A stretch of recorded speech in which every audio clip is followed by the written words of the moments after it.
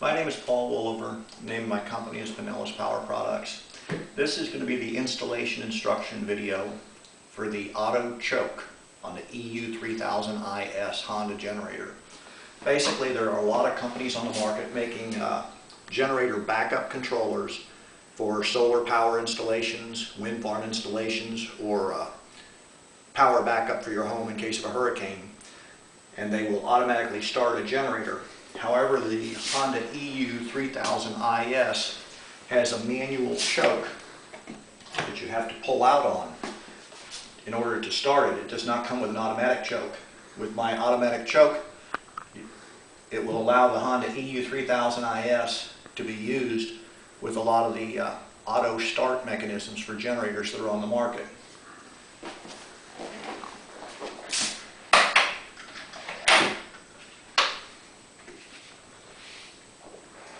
Installation of this kit, very simple and straightforward.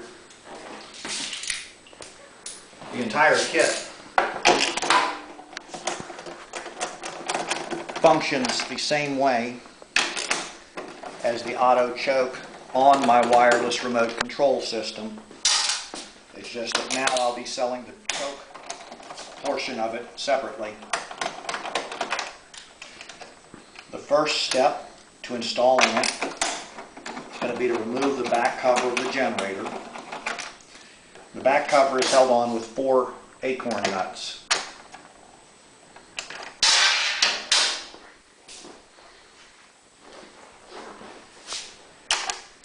The acorn nuts that hold the plastic covers on, the rear and the front plastic cover, you'll notice have a large flange. So if you do have several panels off at the same time, like on the front, there are acorn nuts on the small metal panel. The acorn nuts that go on the metal panel down below have a small flange, where these from the rear plastic panel have a large flange.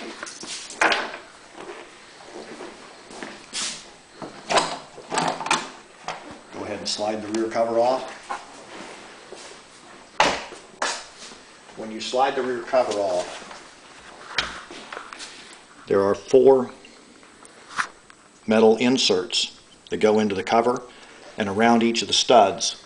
So make sure that all 4 of them are either in the plastic cover or that they are still on the studs. At any rate, don't lose them. The next thing is there's a foam gasket that goes through this groove, and when you pull the cover off, you'll see that right here in this corner the foam gasket has popped out a little bit. And in this corner the foam gasket has popped out, and that's really quite common. Just go ahead and tuck it back into place.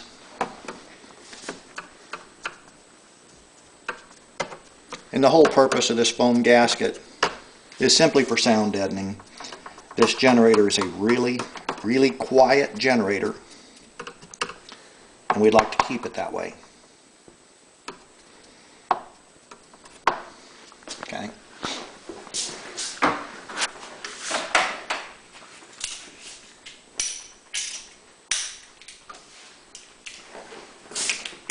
The next step is going to be to remove the grill off of the exhaust.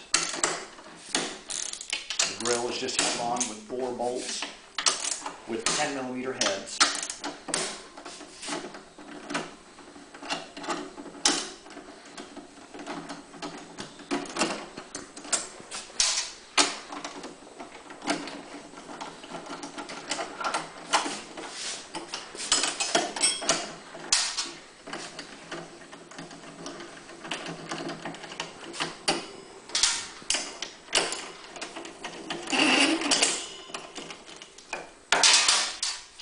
The 4 bolts that hold the grill on have a flange.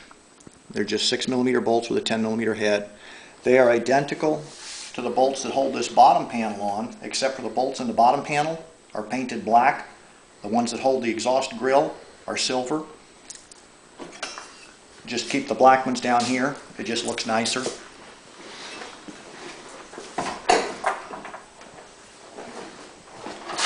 The next step is going to be to remove the handle. The handle is held on with 4 8mm bolts that have 12mm heads.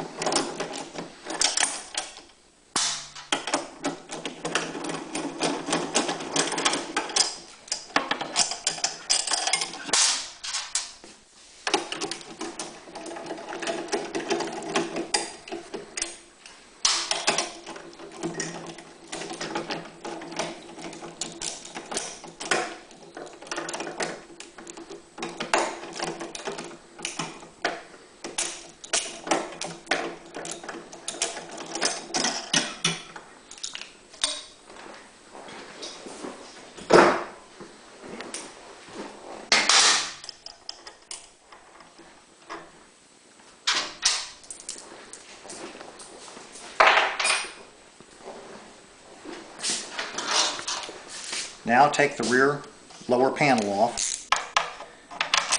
It also uses 4 6mm bolts with 10mm heads on them.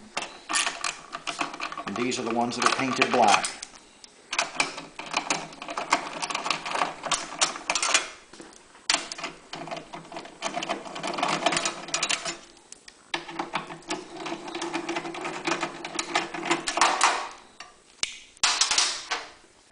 If you're working on a generator that's California approved or after 2013, it'll have a purge canister for emissions. In that case, it'll have a hole in the cover for this hose to come out of. If it is a non-California approved model, there will be no purge canister, there will be no hole here.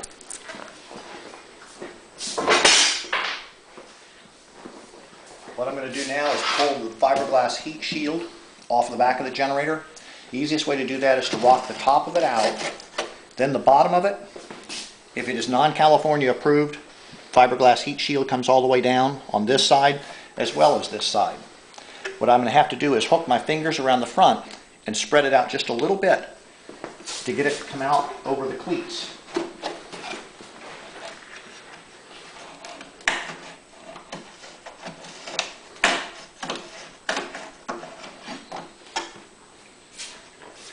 As you see the motor mounts down here, the heat shield curves in under it, so you have to wiggle it out very gently.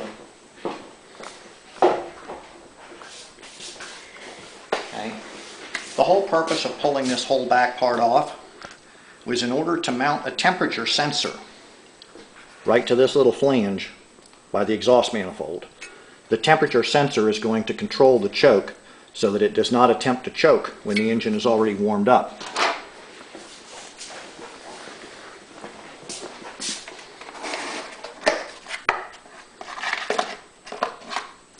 This is the temperature sensor. It comes in the kit. What you'll be doing is mounting the temperature sensor right to this flange. Make certain that you don't get it touching the nut. I'm not concerned about it touching the nut with respect to grounding out. I just don't want, because this is a thinner panel, the panel will tremble or vibrate at engine RPMs, and I don't want it touching that because then it'll wear back and forth and possibly damage the temperature sensor. And since it's so easy to go ahead and mount it over to where you do have a slight gap, let's go ahead and do that.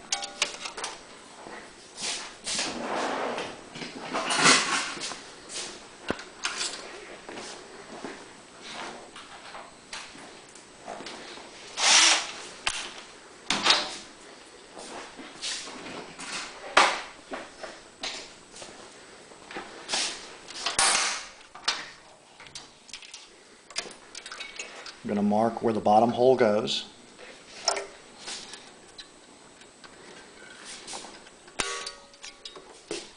I'm going to take a drill with a 1/8 drill bit, and I'm going to drill a hole.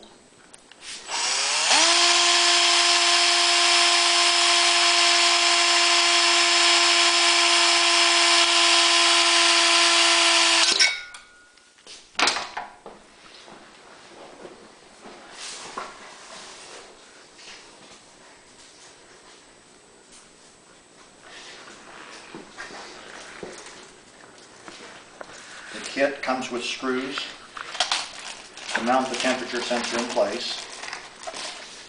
Take one of the screws,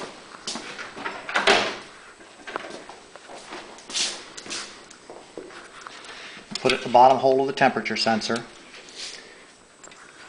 just to mark the spot, just to hold it in place. Then we're going to go ahead and punch where the top screw hole goes.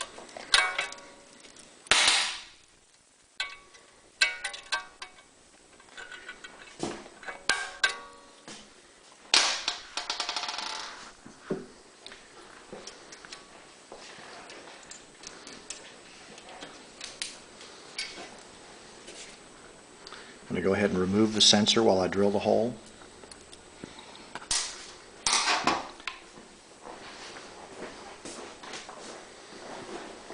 You can use a magic marker or a punch, or I use an automatic center punch, whatever works best for you, to mark the location of the holes.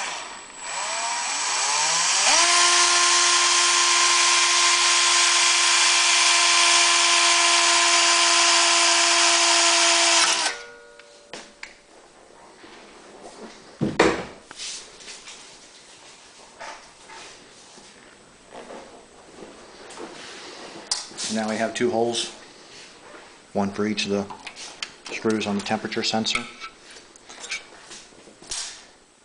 When I mount the temperature sensors, I prefer to mount them this way as opposed to like this. The reason being, if this terminal touches the bolt, this is a ground screw anyway. This terminal needs to be grounded. I just don't want it to touch the bolt because of vibration. So if you mount it like this and it does accidentally touch, it won't wind up choking the motor all the time. Whereas if you got it like this and this one touches, the motor will choke whether it's hot or cold, and we don't want to risk that. So I'm going to put the sensor in place and put the top screw in.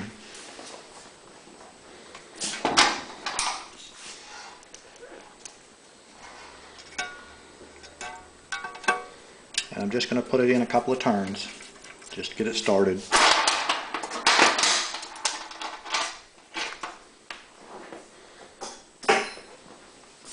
Then I'm going to take the ring terminal and wrap it around and put it around the bottom screw, and then run the bottom screw through the sensor, and then go ahead and tighten down both the screws. Incidentally, the drill bit that I used was a 1/8 inch drill bit. I don't recommend going to a larger drill bit because these screws can be turned down into a 1/8, and that way they bite nicely. Then take the wire that comes from the temperature sensor, and we're going to feed it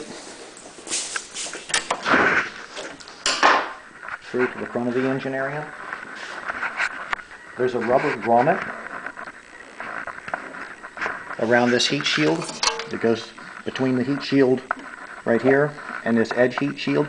We're just going to push the rubber grommet back just a little bit, and the wire will slide right through there. If you see, that rubber grommet moves quite easily. I'm going to push a screwdriver through from this end.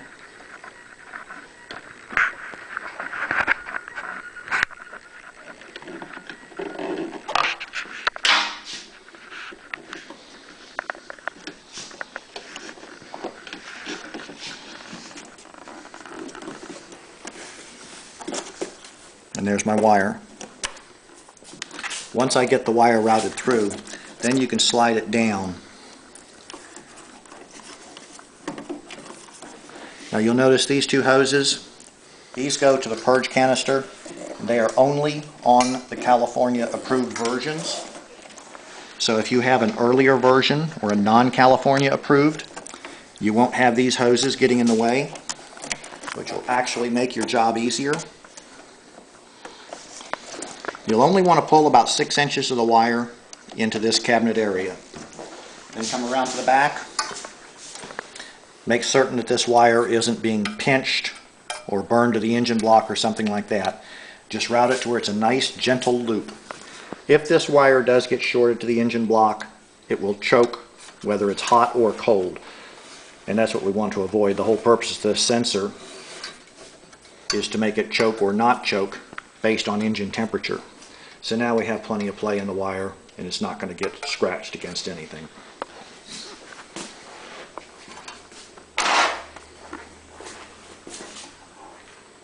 Okay. Now we're going to go ahead and put this rear cover back on because we're finished with this portion of the job.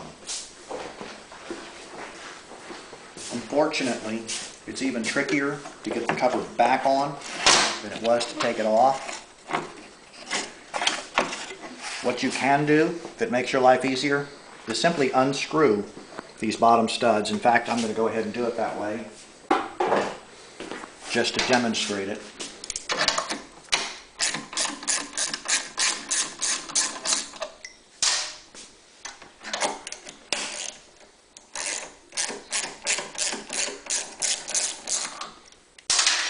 With these studs out of the way, the cover slides in a lot easier. Make sure the top goes under these studs.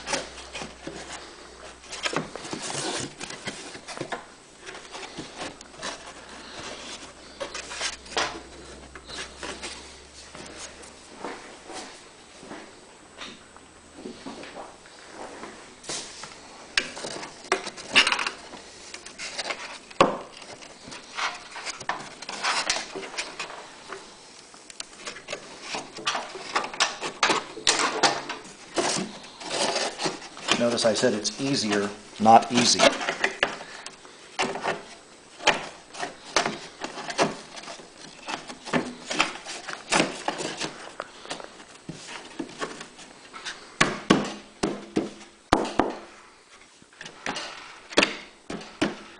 Okay, when you get the fiberglass cover in place correctly, you notice that there are two metal tabs from the bottom frame that hold the bottom of the fiberglass cover in place correctly.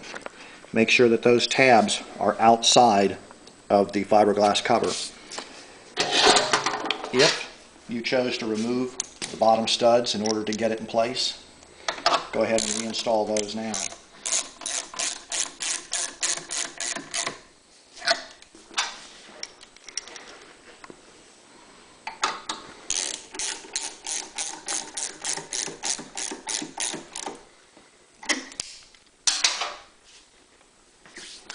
Then we'll put the bottom panel with the hole for this.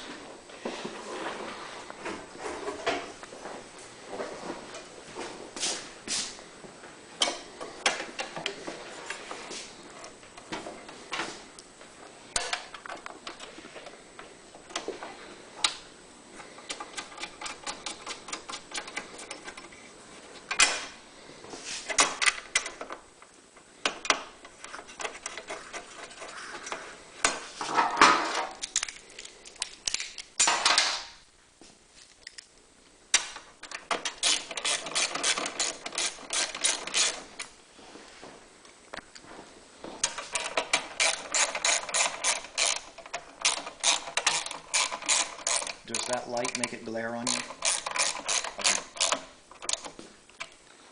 I just noticed sometimes when we put too much light on it, it reflected and glared back in the camera.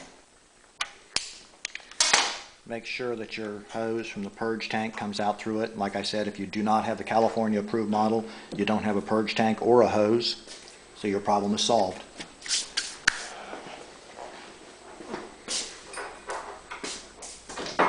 Next step is to go ahead and put the handle on. I know it's counterintuitive. It always seems like the grill should go on before the handle. However, if you put the grill on first, you can't get at the bolts to put the handle on as easily. Put the handle on and then put the grill over it.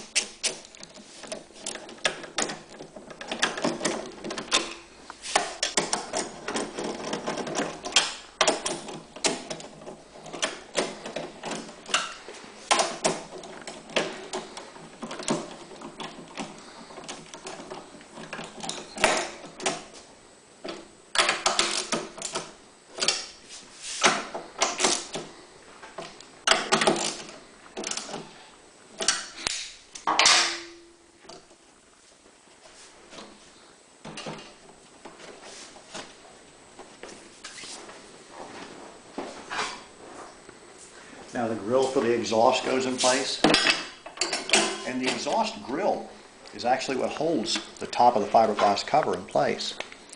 You'll notice that the holes for the exhaust grill are slightly slotted, so we're going to go ahead and start all 4 of the bolts.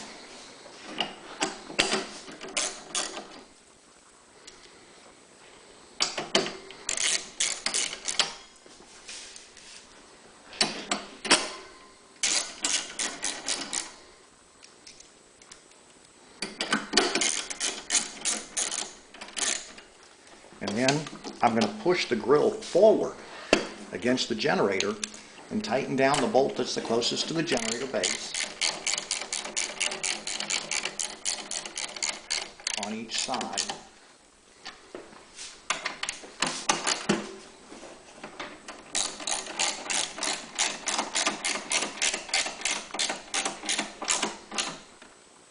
And that way the grill is slid tight against the generator. Holds the fiberglass heat shield in place very snugly.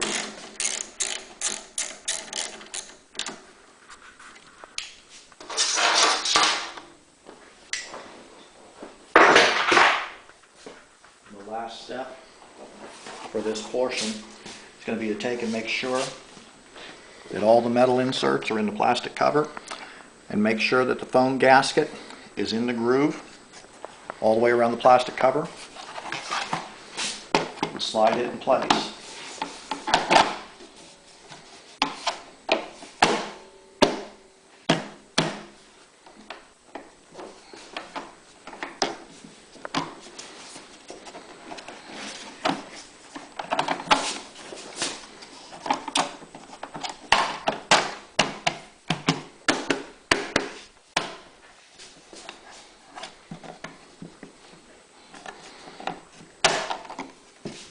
I'm just opening up the oil fill door.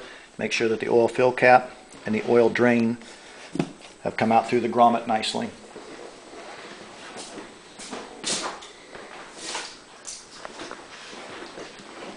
Take the 4 acorn nuts with the large flange. Go ahead and put those back in place.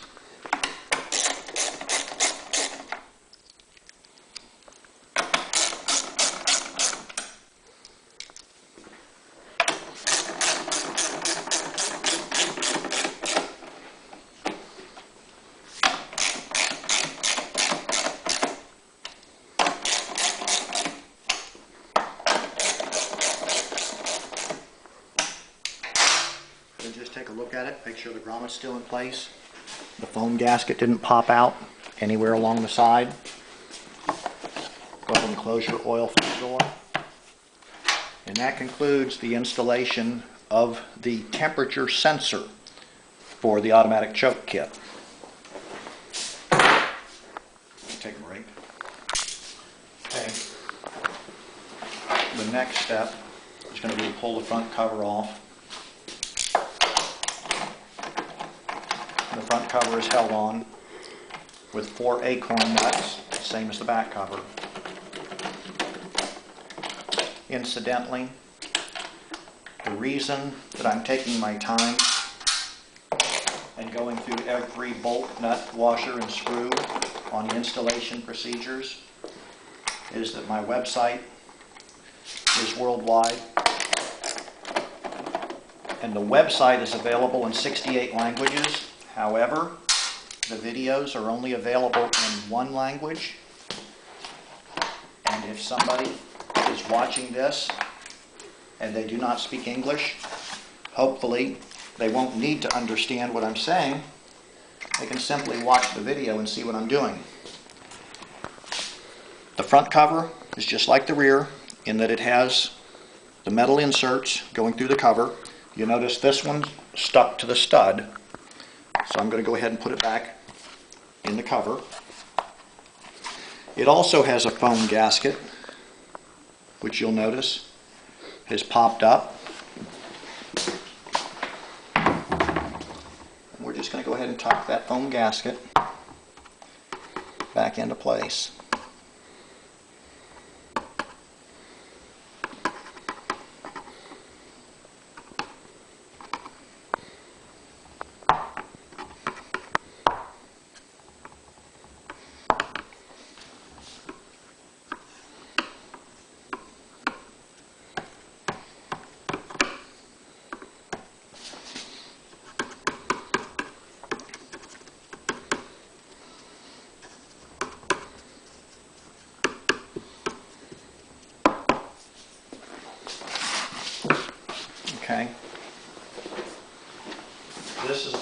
generator, so the battery has not even been hooked up yet.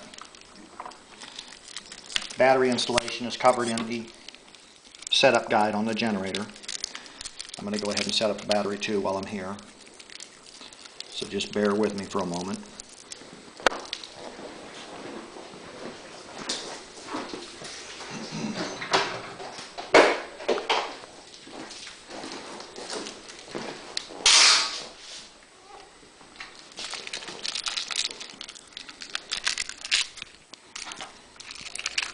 Batteries on the Hondas already come filled with acid.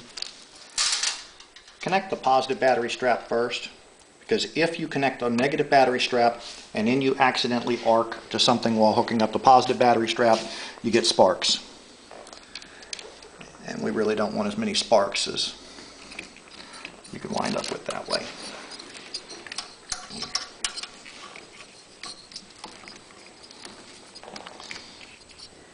Take the positive battery cable and just push the grommet back just enough so we can get the screw started.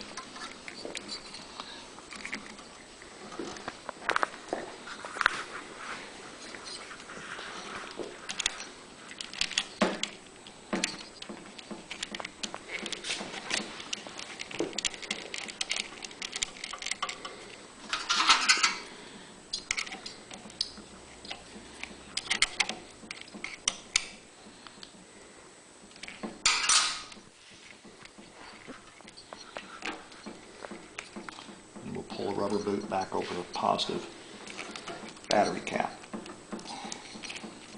or battery post, excuse me.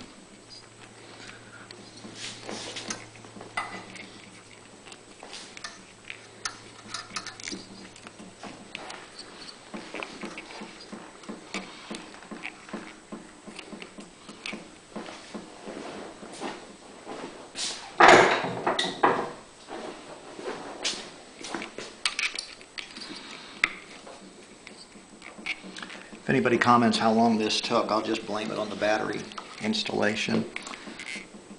I'll say that's what took most of the time.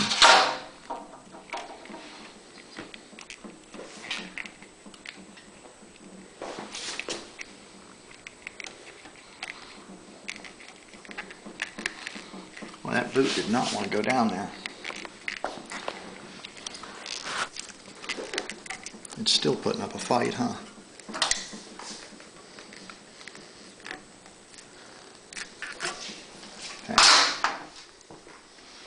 Then the negative is the same way. Just slide the nut into the top of the battery post. Put the screw down through it.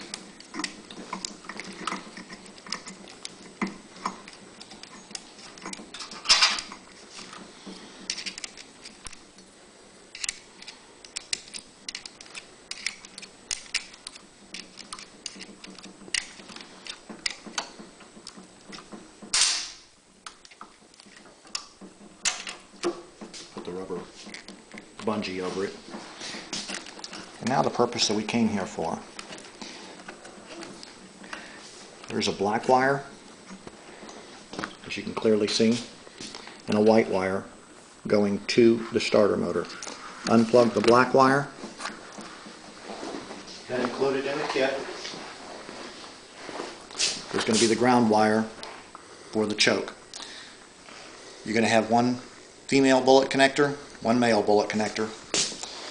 Take the original starter motor ground wire and plug it in to the male bullet connector, or excuse me, the female bullet on my wire. I use the clear rubber terminals because that way you can see when the wire is fully engaged. On the Honda one, you'll feel a click when it goes into place. Then there's going to be a ring terminal. We're going to run the ring terminal to ground.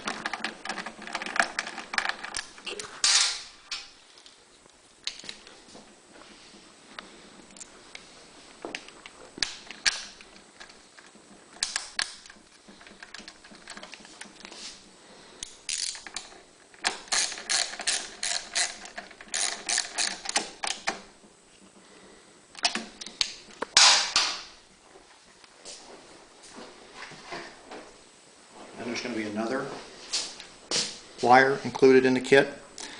And again, it has a male bullet connector, a female bullet connector, and a separate pigtail lead with a female bullet connector. And that's where one of the leads from the rotary or the linear actuator for the choke is going to plug into. This one, we're going to intercept the white wire. It works the same way. We simply plug into the stock Honda wiring. Now that feels a little loose.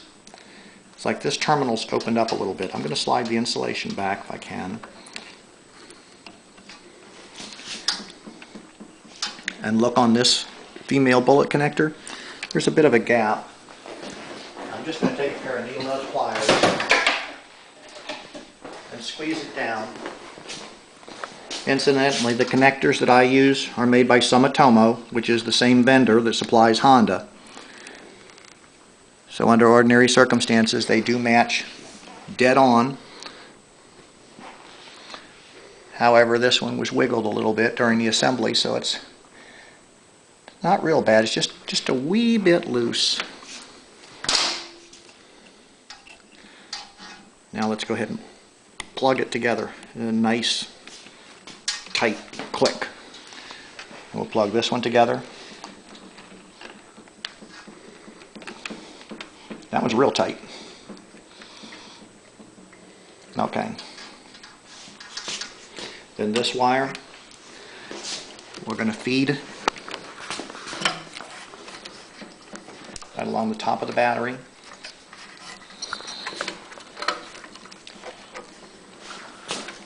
Through the opening in the heat shield. You'll notice that the opening in the heat shield has an insulator.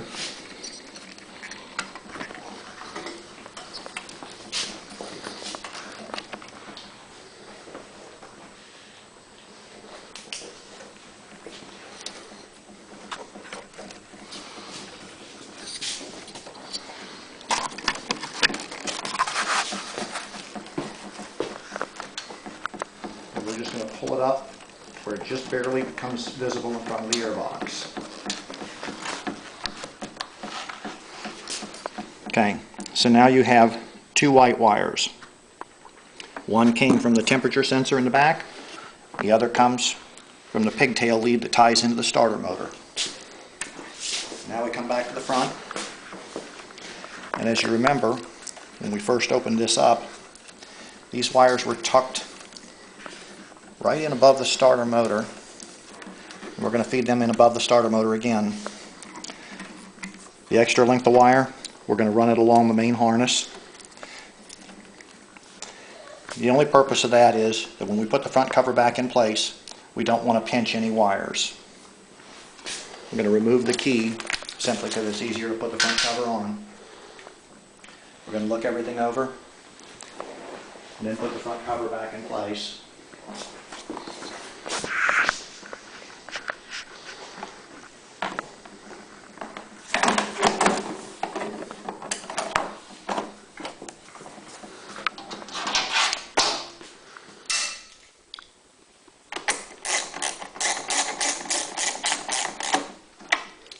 The front cover is held back on by the same 4 acorn nuts that you removed, taking it off.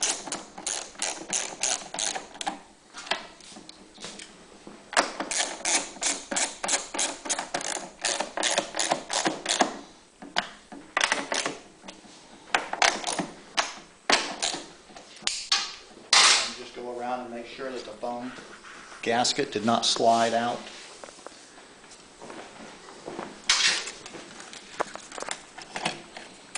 Put the key back in. We'll go ahead and take a break. Okay, before I go taking this apart to install the choke, I'd like to point out how the choke cable is installed. You'll notice that there is a drum with a slot cut in it, and the back side is counterboard where the spring goes in.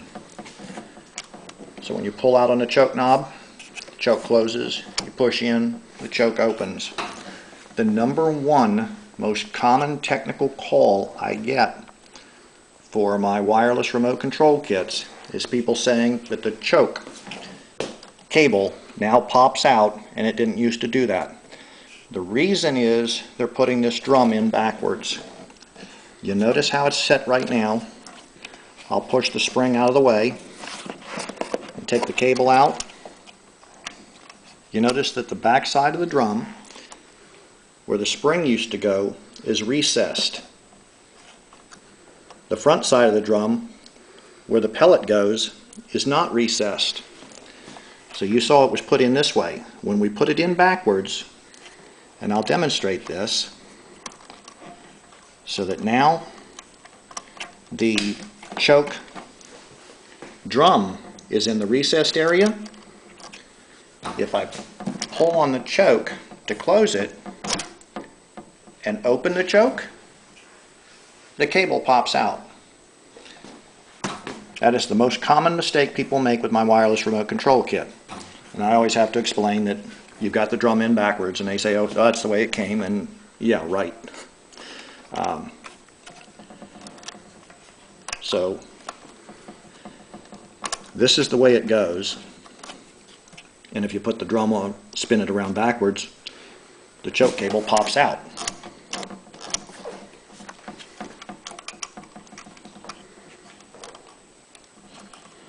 This would be backwards. I just wanted to point this out because this way people can get it done without having to call me if they're doing it in late hours or something like that.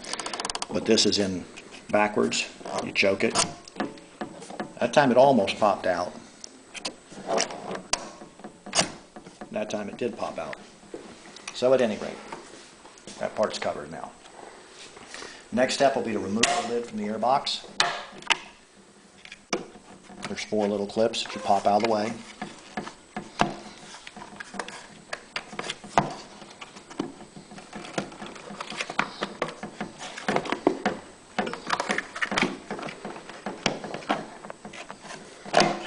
Not a whole lot of extra room in there. Take the lid off the airbox. Take the filter out. And then if you look in here, you'll see that there is 1 bolt with a 10mm head and 2 10mm nuts.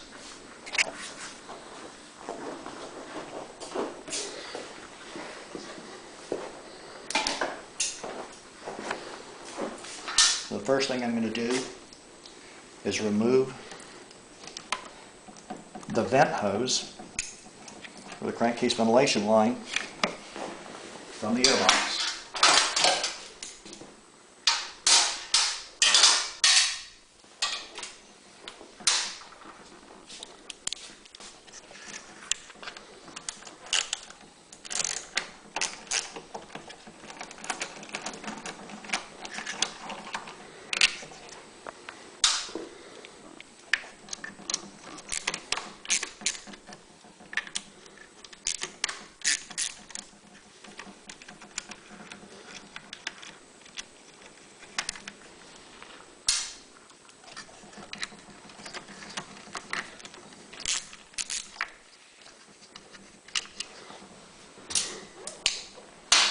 Taking the 2 nuts off and the bolt.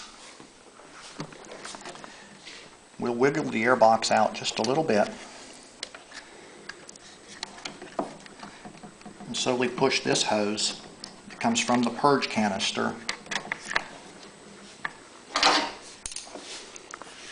back out of the way enough so we can get a hold of it with a pair of needle nose and go ahead and pull it the rest of the way out.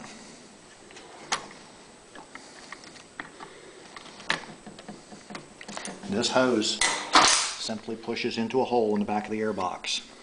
Now if you'll notice, there's a hose that goes from one of the metal lines going back to the purge canister, goes into clamps in the back of the airbox and hooks onto the fuel tank. In order to make your life just a little bit easier,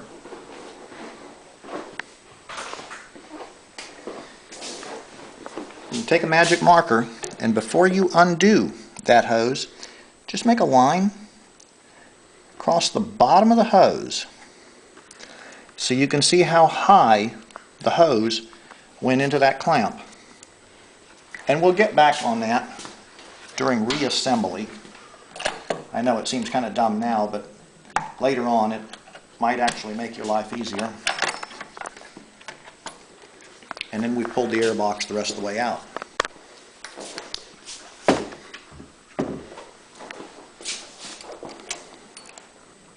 There's a metal spacer that goes between the air box and the choke mount bracket. Just make sure that that didn't fall down inside the generator. And let's take a break for just a moment. If you look at the air box, there are 3 metal inserts.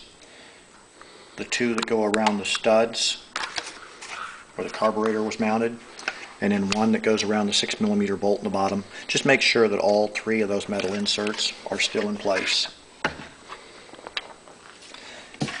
If you remember earlier, there's a hose that we made a mark on to show where it goes back.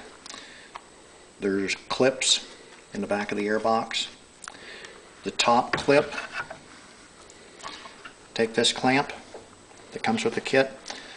You notice that there is a notch bent down on the clip, and then there's a piece of rubber.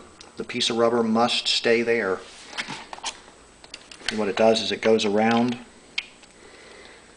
the actuator solenoid, and if that piece of rubber is not there, when the engine is running, it can set up a little bit of a vibration, and it is possible for these to spin. So with that piece of rubber against the metal, it won't spin.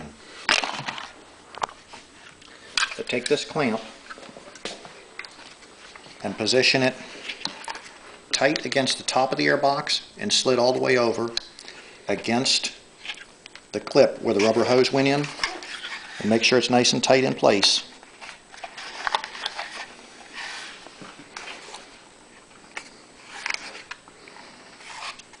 And that's where you'll drill a hole, 1/4 inch.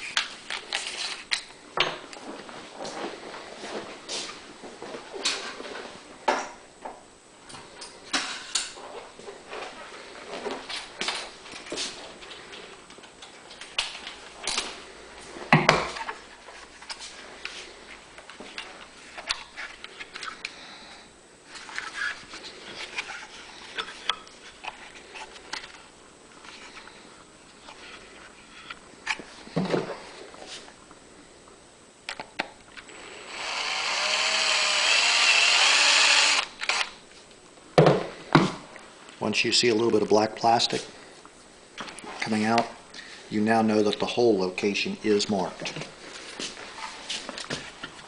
Don't allow the drill bit to drift toward the top. It's already going to be very, very tight putting the nut on the inside.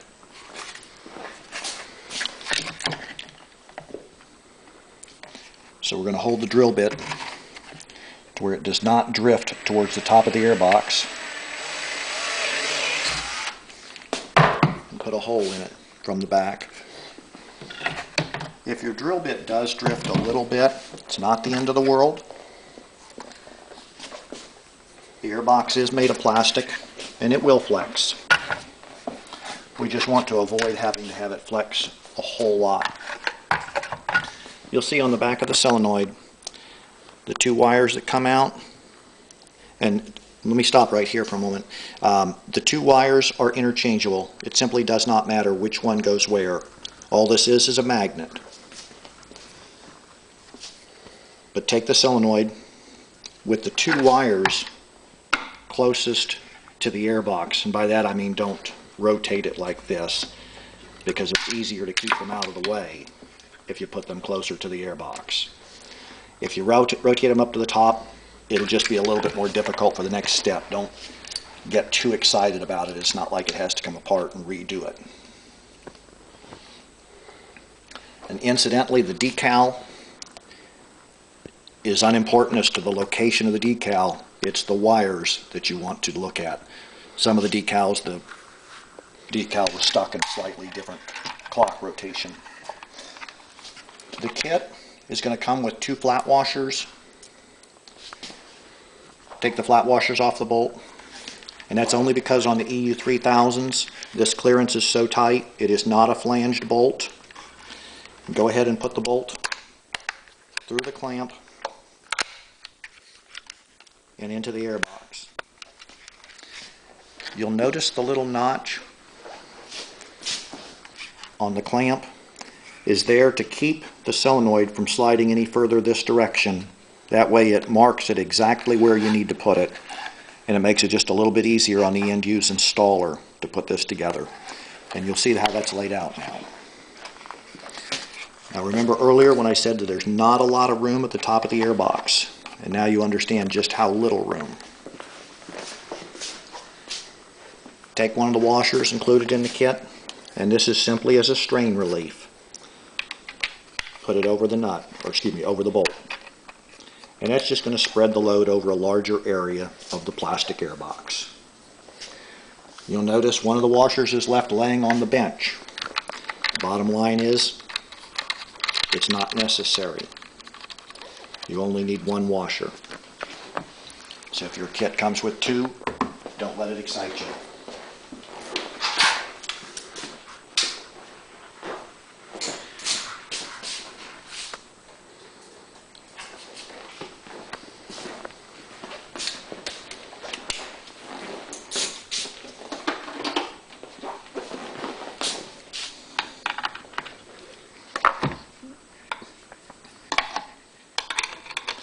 The bolt and the nut are both 11 millimeter or 7/16 of an inch, whichever you prefer. The nut is a nylock nut, and that's so that the slight engine vibration will not allow it to come loose. Once you snug it down, it's there. And you'll feel it when it gets tight. The fact that it's a nylock will mean that there's always just a little bit of a tension to it as you're tightening it down. But once it seats down solidly, it's there permanently. Let me show you. This is the metal spacer that goes between the choke mount and the air box. That with this in place, the head of the bolt is now even with this. You don't want the head of the bolt pushing against the choke mount. But you do want this bolt to be snugged down. So make sure that when you put this metal spacer back on, just take your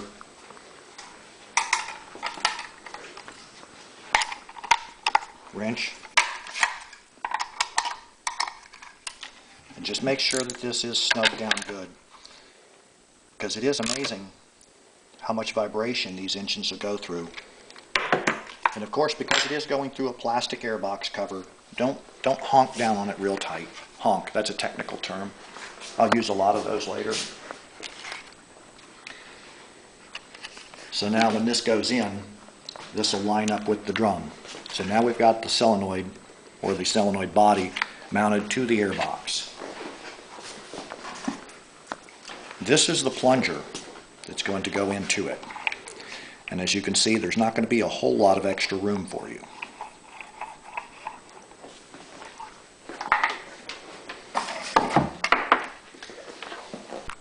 Okay, this part isn't necessary. I'm just going to remove it so that I can explain it a little bit better.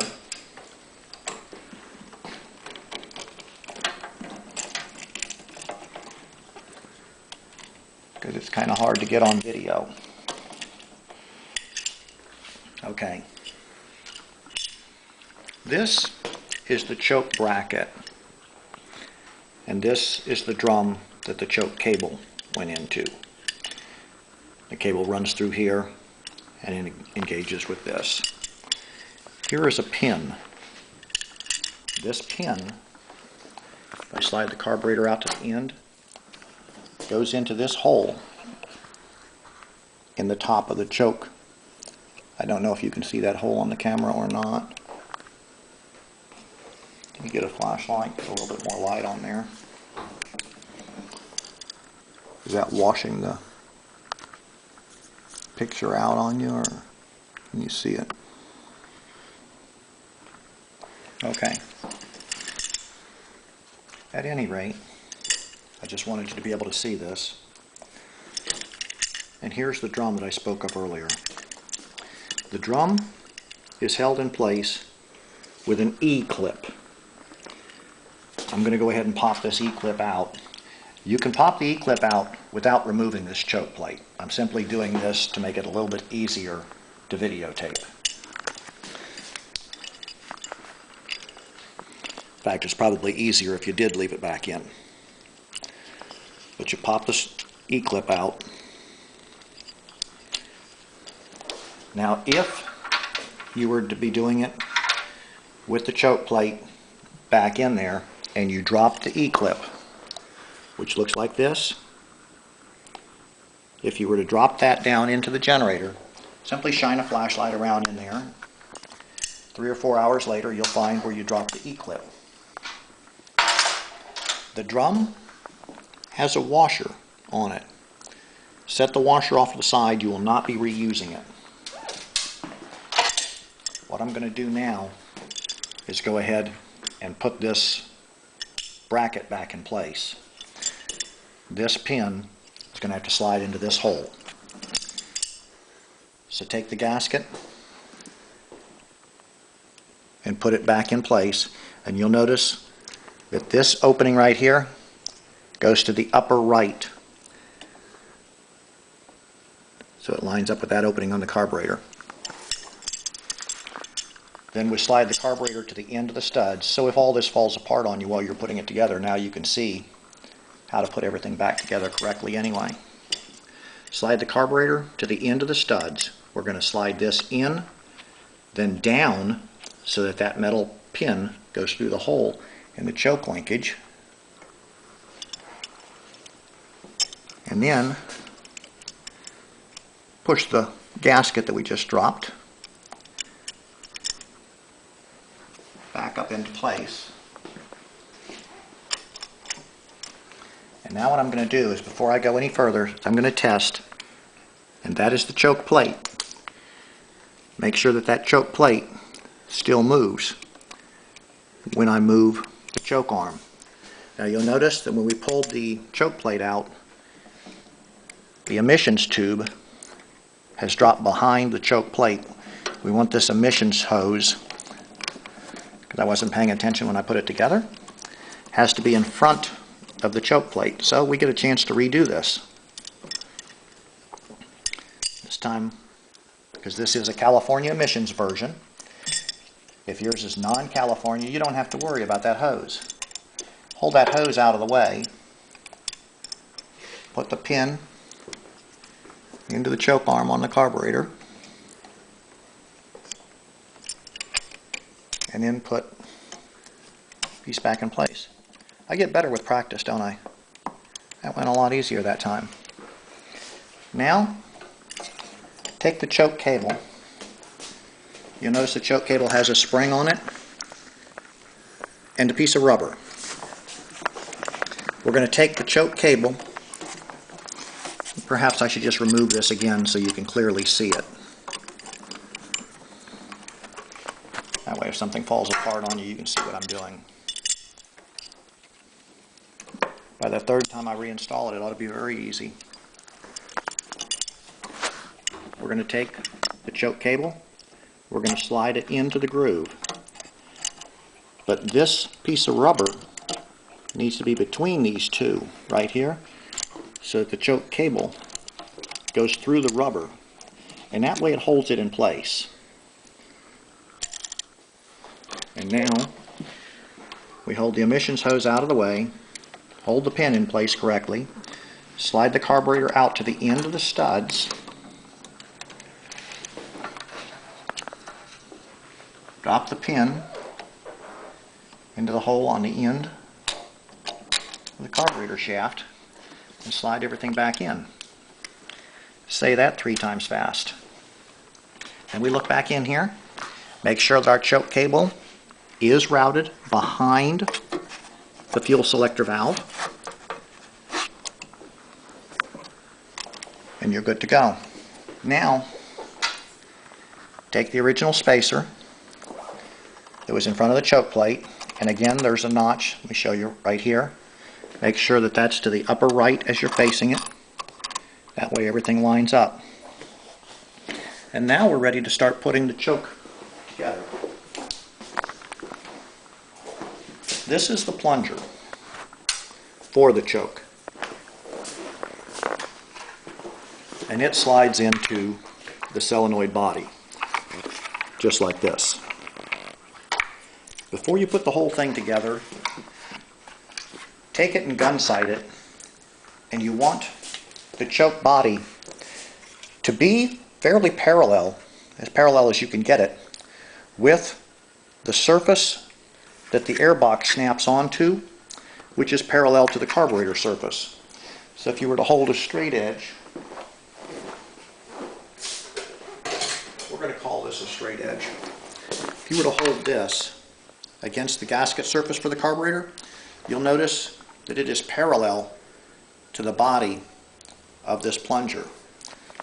Then also,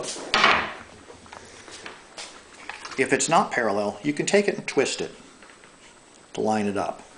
Then hold it like this and make sure it is parallel with this surface, not angled up or angled down, so that the plunger will flow very smoothly. And that way the choke will open and close as smoothly as possible. And if it is not dead parallel with this surface, you can simply rock it back and forth on this bolt and get it parallel.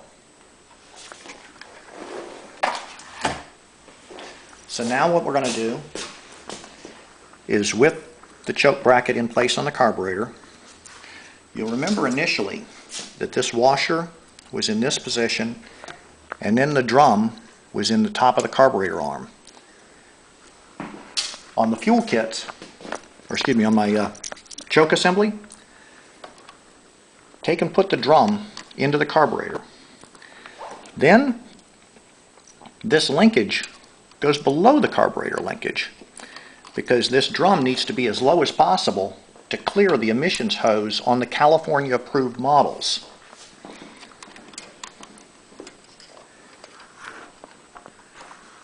The non-California approved models do not have that emissions hose, so we don't have to worry about that. Then take the E-clip again. Now I am just temporarily resting this solenoid on top of the emissions hose just to make assembly a little bit easier. You notice I said easier, not easy. We're going to put that clip into place. Then take a pair of pliers. Oops, almost dropped it. Okay, I did drop it. Okay, so much for round one. Put the plunger back in place. Put the E-clip into the groove where it goes. Take a pair of pliers and attempt for a second time to squeeze that E-clip into place.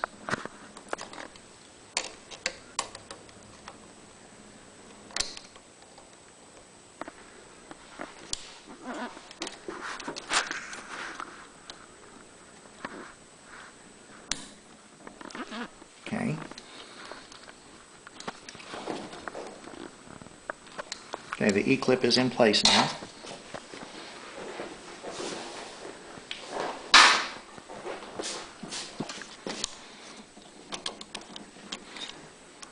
We're going to want the emissions hose to be behind this plunger. Let me take a marker and freshen up this black line that marks the bottom of where the clamp went on the back of the air box. Now, as you remember, that hose the line we made was right even with the bottom of this clamp. Because we've added some height to the airbox here, that line is going to be needed to move up even with this ridge on the back of the airbox.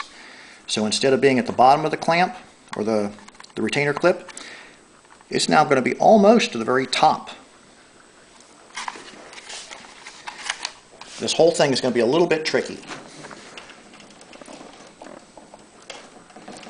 Actually, that's not true. It's going to be a lot tricky.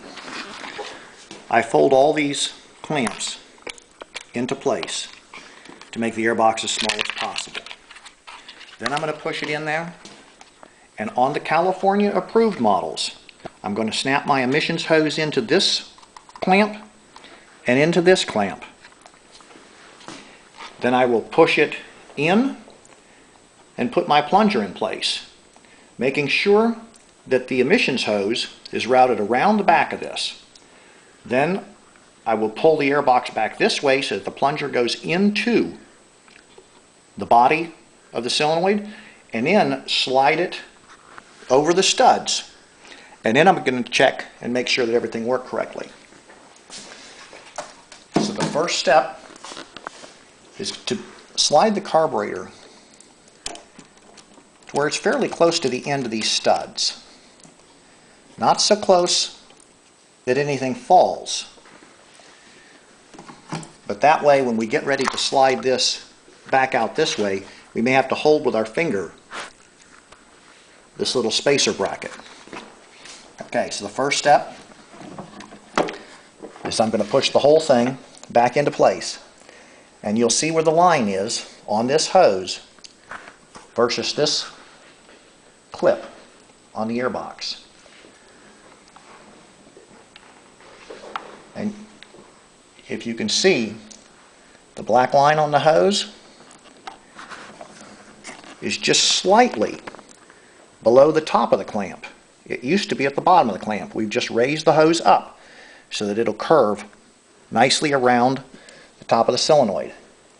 Then, I guess we can fold this out of the way right here to make it easier to videotape.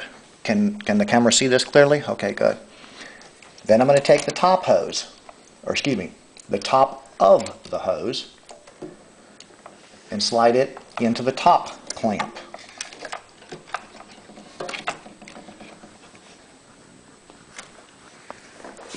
And hopefully you can see that on camera still. Now I'm going to take this plunger and I'm going to swing it around. I'm going to slide the air or the carburetor to the end of the studs again. And I'm going to put that plunger into the end of my solenoid body. Right here.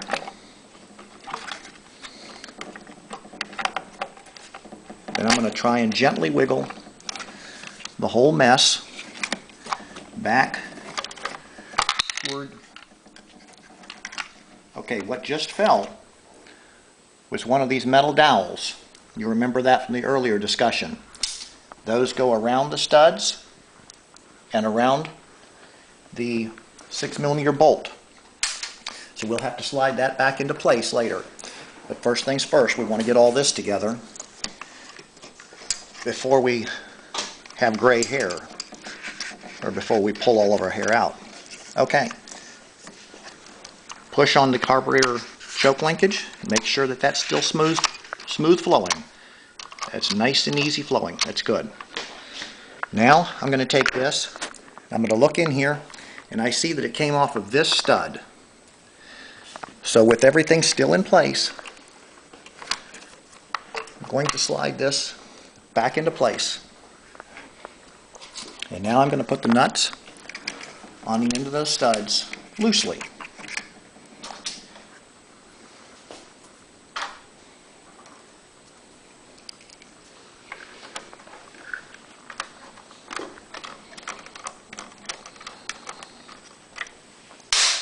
And I'll put the 6mm bolt into the back.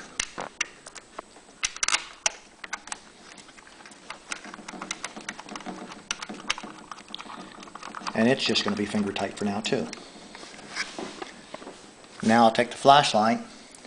I'm just going to look down in there and make sure nothing looks like it's pinched. So far, so good.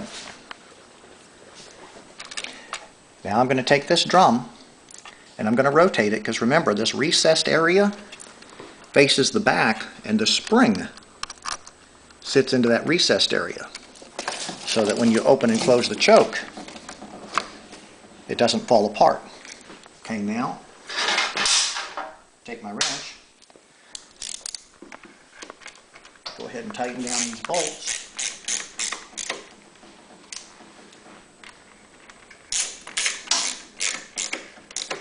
Excuse me, tighten down the nuts and the one bolt.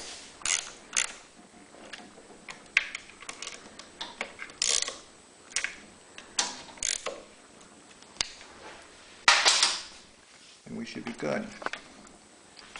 Again, I want to just make sure that the choke flows smoothly. Now remember, there were two white wires on the back of the solenoid. One white wire that goes to the temperature sensor on the back of the cylinder head. So we take either one of these two white wires, it doesn't matter, because that's just a magnet. We snap it into the wire from the cylinder head temperature sensor. We take the other white wire coming from the front, we put it to the white wire from the solenoid. And then we tuck the wires down and out of the way of the lid of the airbox.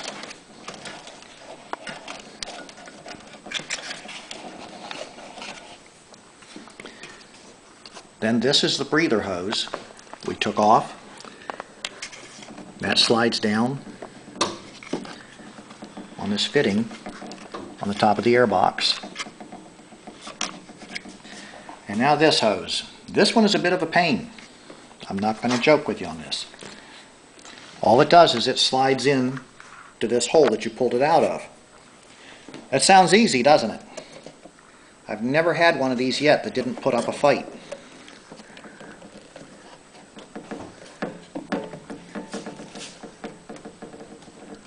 Okay, I just did.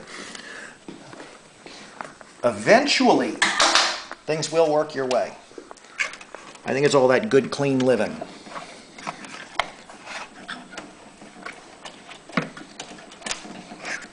Okay, so now in theory, our choke is pretty much hooked up. Our manual choke works correctly. It doesn't fall apart on us because we have the spring engaged in the recessed area, the back of the drum. And now for the moment of truth, with the key switch, the solenoid should close the choke.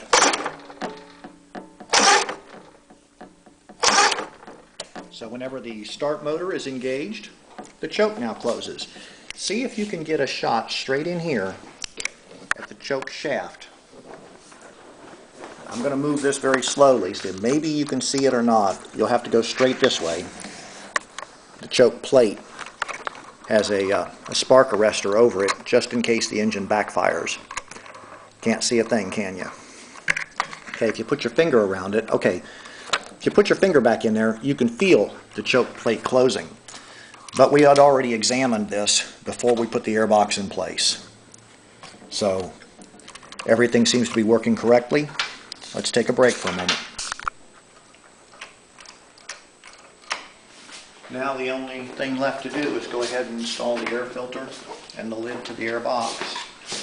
The air filter is real straightforward. This side faces the front.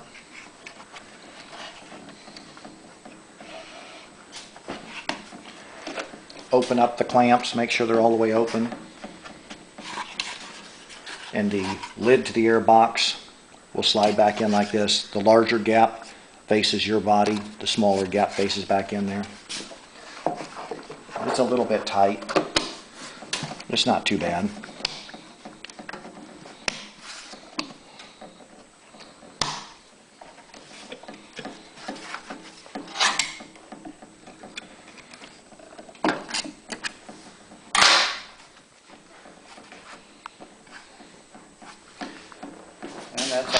to it.